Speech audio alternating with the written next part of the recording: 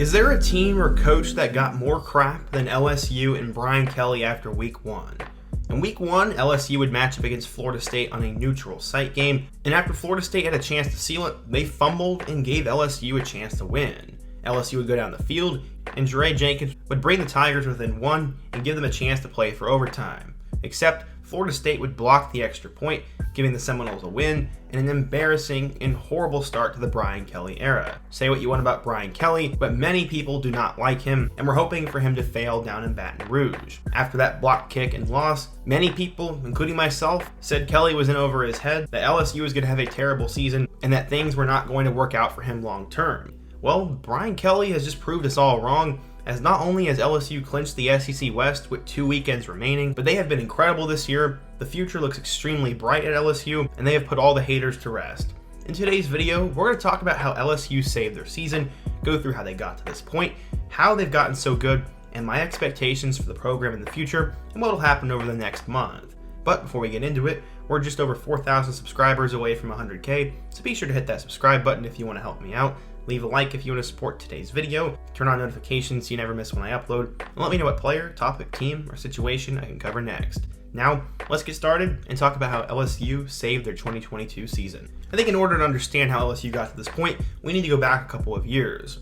LSU has always been a dominant team, but in 2019 they would finally put it all together. Led by second-year transfer quarterback Joe Burrow and a plethora of superstars littered around the whole roster, they went on a magical run, won the SEC, and blew out pretty much every team in the process. While they won a national championship, Joe Burrow won the Heisman, and Jamar Chase is probably one of the best receivers we've seen in a long time. 2019 LSU was tremendous, but some still thought that Ed Orgeron was in over his head. 2020 kind of showed that. They'd have to reload on both sides of the ball, as Miles Brennan would take over at quarterback, and Terrace Marshall became the new star wide receiver.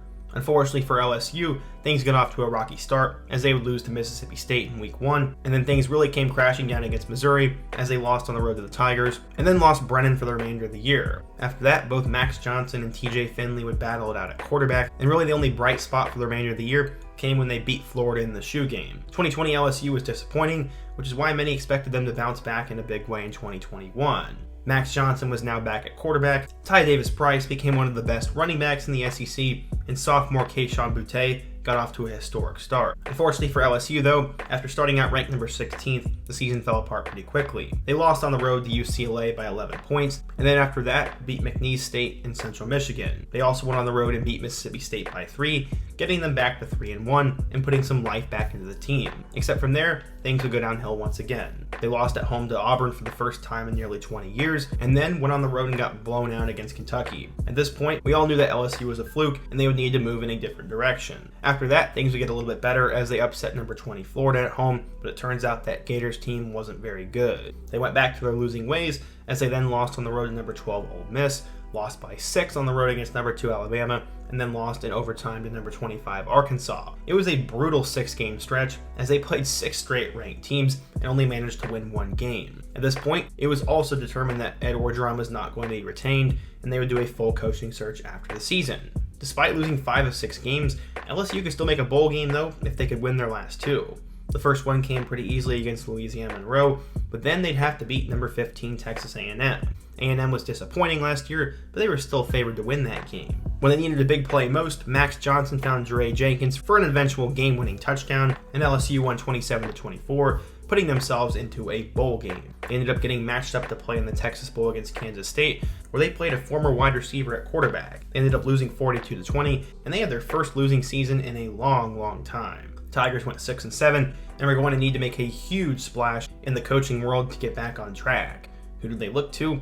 Well, many thought it would be Lincoln Riley or Billy Napier, but they shocked everyone when they got Brian Kelly. This absolutely shocked the college football world, but Brian Kelly decided to leave his 12-year tenure at Notre Dame to go down south and go to the SEC. He said, quote, "I could not be more excited to join a program with commitment to excellence, rich traditions, and unrivaled pride and passion of LSU football. I'm fully committed to recruiting, developing, and graduating elite student athletes, winning championships, and working together with our administration to make Louisiana proud. Our potential is unlimited, and I cannot wait to call Baton Rouge home." Pretty quickly, Brian Kelly would adapt to his new home, as all of a sudden he got a Southern accent. This was the first reason that many people decided to hate on him, as he faked a Southern accent during one of his talks at a basketball game, and then combining that with some of his cringy recruiting videos, people were not excited for the Brian Kelly era, and many were hoping for him to fail. Going into the season, there would be a lot he had to do to get them in shape. One, he had to find a new quarterback. Max Johnson had transferred to Texas A&M, but he'd have 3 good options. He secured 5-star 2022 freshman Walker Howard, brought back Garrett Nussmeier, and then had Jaden Daniels, a transfer from Arizona State. After becoming a 5-star in the 2019 class, Daniels started 3 years at Arizona State, but got worse each season. He still had a lot of potential, and with him being a dual threat guy, it seemed he could work in Brian Kelly's system. He ended up winning the starting job, and this year, he's been insane. So far, he's thrown for over 2,000 yards with 14 touchdowns and 2 picks, and also has nearly 700 yards and 10 scores on the ground. He's become their top rusher, and then combining Josh Williams and Armani Goodwin, the Tigers have a good rushing game. In terms of the receiving department, Malik Neighbors has become the top receiver as he has 44 catches for 528 yards, and Jure Jenkins leads the team with 5 scores. Kayshon Boutte has been somewhat disappointing, but they've been really balanced in both the running and passing game, and the defense has also been terrific. Micah Baskerville leads the team in tackles with 62. Both BJ Ojolari and Jacqueline Roy are big-time NFL prospects on the defensive line. Missouri transfer Makai Wingo has been terrific. And then there's been one player who has just been insane in every possible way, and that is true freshman Harold Perkins Jr. After originally committing to Texas A&M, Harold Perkins decided to go home, as he was originally from Louisiana, but moved to Texas after Hurricane Katrina. Perkins flipped from A&M to LSU and has become a monster. So far in the year, he has 52 tackles with 7.5 sacks, 3 pass deflections, 1 interception, and 2 forced fumbles. He had 4 sacks and 2 forced fumbles against Arkansas this past weekend, and right now, he's the best freshman in college football, and I'm not sure it's even that close. As you've heard throughout the video, I'm giving LSU a lot of hype, but at one point, it looked like the hype was going to be dead. In week 1, the Tigers were matched up on neutral site against Florida State, and after going back and forth, FSU was going to clinch the game, but after a late fumble, gave an opportunity for LSU, who drove down the field and eventually scored with no time remaining. The game was 24-23, and they were an extra point away from winning. LSU's offensive line failed to do their job, and a Florida State player blocked the kick for the second time, and LSU would lose 24-23. This was a huge win for Mike Norvell and Florida State, but it seemed to say more about LSU. They'd made dumb mistakes, Brian Kelly was off to a terrible start, and it looked like LSU was going to be in for a mess of a season. Everyone wrote off the Tigers. From there, LSU would take back off.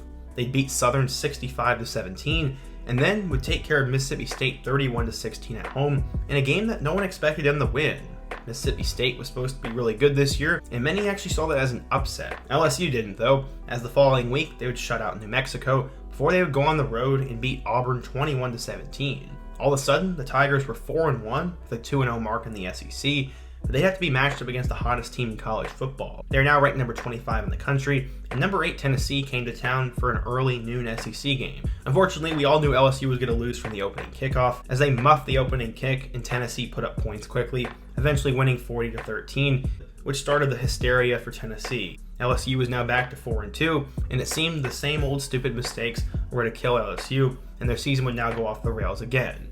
Except that's not what happened. They went on the road and beat Florida 45-35, and then hosted number 7 Ole Miss. In my opinion, Ole Miss was extremely overrated, as they hadn't played anybody at that point, but they were still a top 10 team. LSU took them to the woodshed as they won 45-20, and the game was never closed. Now LSU jumped back into the polls, and they're a top 10 team in the initial college football playoff rankings. But would that last? Now they'd play another top 10 team, as number 6 Alabama would come to town. A couple weeks earlier, Bama had lost to Tennessee, and they were hungry for revenge, and this game was potentially going to determine the SEC West. The game went back and forth, but eventually Bama and LSU would go to overtime. After Alabama scored quickly, LSU's Jaden Daniels took the next play in for a touchdown, and Brian Kelly decided to roll the dice and go for 2. To heck with playing another possession or going for 2-point conversions later, he wanted to win or go home. That's exactly what would happen, as Daniels would find true freshman Mason Taylor for the game-winning 2-point conversion, and LSU would win 32-31 and had an unnecessary field storm. LSU is not a Vanderbilt-level program where when you beat a top 10 team you storm the field. That was a little bit embarrassing, but they did have reason to celebrate. Ever since their loss to Florida State, they had won 7 of their last 8 games, and now we're one win away from clinching the SEC West. This past weekend, they had a cold early morning game on the road against Arkansas. This very much seemed to be a trap game, and on the sidelines, Brian Kelly made sure to take care of his players by offering broth and hot chocolate. This was extremely memed, but it ended up helping LSU, as despite giving Arkansas a couple of late chances, they won the game 13-10. Harold Perkins forced 2 insane fumbles and had 4 sacks along the way, and LSU clinched the SEC West. They're now 8-2, and they'll play both UAB and Texas A&M to finish the year before they'll play against number 1 Georgia in the SEC Championship game. Right now, LSU has a very small chance at making the playoff, but if you would have told anyone that after the Florida State game, they would have called you nuts. At this point, I think LSU will likely finish at 10-2, and if they can somehow beat Georgia in the SEC Championship game and a couple other dominoes fall their way, the Tigers could be the first 2-loss team to make it into the playoff. Again, it would take an absolute miracle, and some will call me crazy for saying that, but this season has been nuts, and the playoff is not at all determined. We'll have to wait and see what happens, but LSU has saved their season. I think a lot of that has to do with the defense getting better, the emergence of Jaden Daniels at quarterback, the balanced offense, and them taking it one game at a time. I give a lot of credit to Brian Kelly as he's coached really well this year and kept his team together, and now they're being rewarded with a trip to Atlanta, and they'll likely have a big-time bowl game. The future of the LSU program looks very bright, and I'm very excited to see what's going to happen. But what do you guys think? If you're an LSU fan, how do you guys think you'll finish the season? What are your expectations for the next few years? And what has been the primary reason why LSU has saved their season? Be sure to let me know down below. Leave a like if you want to support today's video. Let me know what topic I could do next. Subscribe if you're new, and check out all my other videos on the end screen. Hope to see you guys again soon, but until next time, peace.